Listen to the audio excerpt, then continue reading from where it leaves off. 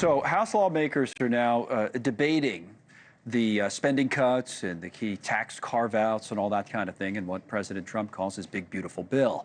Republicans still appear to be divided over some of the details. So the question now is, can they get it passed, and what does it look like? Let's bring Mick Mulvaney in on this, NewsNation contributor, former Trump White House chief of staff, former director at OMB. Mick, always good to see you. How do you see this whole thing playing out? It's all up to the Republicans. Can they get it done? We'll find out. I know that's sort of a dodging the question. Look, it's not going to happen today, Connell. Yes, they've started debate in the committees today.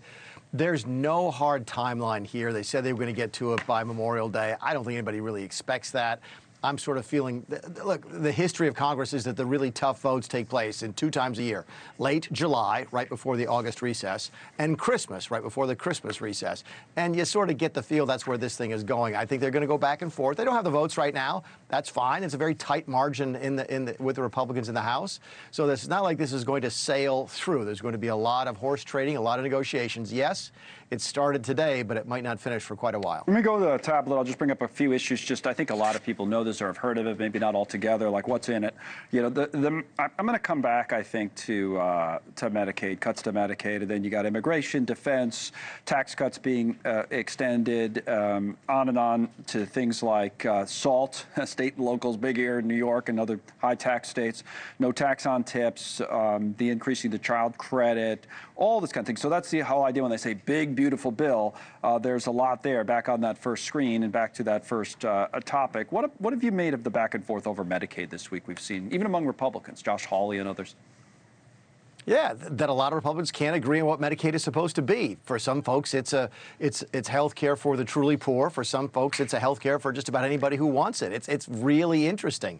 And whether or not you live in a hard Republican district or a swing district, a purple district, and you might lose to a Democrat, sort of changes how you feel about Medicaid. Look, what the conservatives have lost in the course of the last 20 years, if you want to paint with a big picture, is that there is no sort of defining conservatism anymore. As the party has become more populist, you see people starting to take a different sort of attitude towards things like Medicaid. 10 years ago, 15 years ago, when I was in Congress, we didn't like any part of Medicaid. We would aside from the stuff that helps the truly needy, we would have gutted the programs. But nowadays, people get used to federal programs and they're hard to get rid of. So you're going to start to hear more and more Republicans starting to sound like maybe they like Medicaid a little bit and they don't want to make those cuts. So look, both parties change over the course of time. The Republican Party is changing a little bit. Democrats have certainly changed.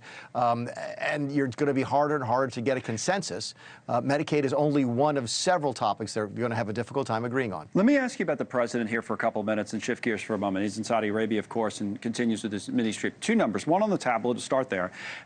Approval. So we talk about it. We talk about it all the time when he's down, that's for sure. Then he comes up a little bit, 46, still underwater, as they say, but 46.51, okay? Second number, stock market. So the stock market, as of today, and I would say the stock market, the S&P 500, which is the broadest measure of the market, is now positive for the year. Not by much, it's like 0.08%. But the point is, it's the first time since March it's been positive. So there's a lot going on that is positive for this president. Those 2 things, approval coming back a tick or 2, market coming back. Then he's overseas, and you got the other things. It sometimes feel like he does get in his own way with this, and even Republicans have got on him with all this Qatari plane thing. But in general, there's been better news, and then you get something like that popped up. What would you say about where the president is at this point in the cycle? Sure. I mean, we could do an hour on the airplane. That thing fascinates me. But okay, fine. Look, yeah, I got time. I got another hour. We're out. We'll cancel all the guests, and we're on till 6.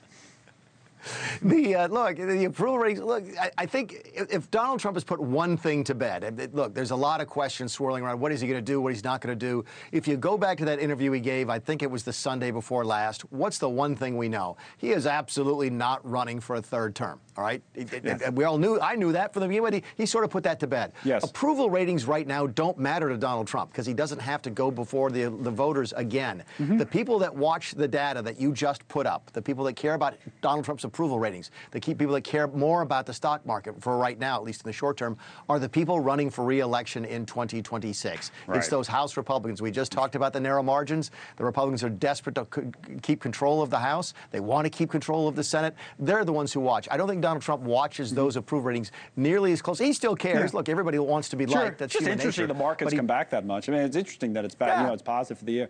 Thank you for watching. Subscribe below and download our NewsNation app right now on your phone, and you will get fact-based, unbiased news for all Americans.